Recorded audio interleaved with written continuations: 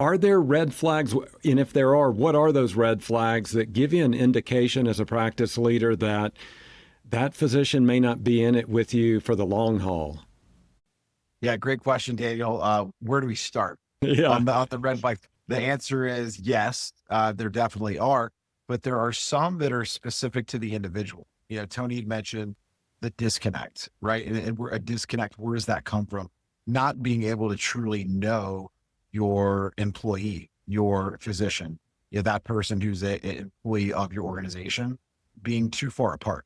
So I think, some of those red flags can be specific to that individual, their personality, what their career aspirations are.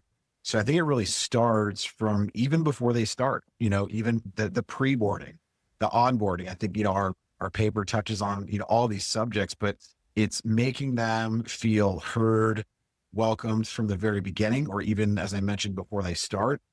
But, some generalities once they get into a position, whether it's the first few months, first year, first couple of years, just engagement. Are they being engaged with staff? Does it seem like they're making an effort outside of just their patient contact hours?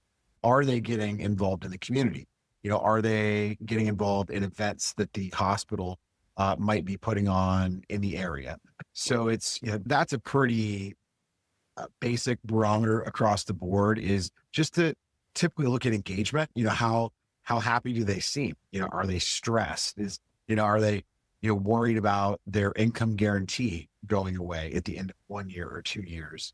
Those can be some red flags, and I think opens up hopefully early healthy discussions to get ahead of those things and try to get them corrected on the right course before it's too late.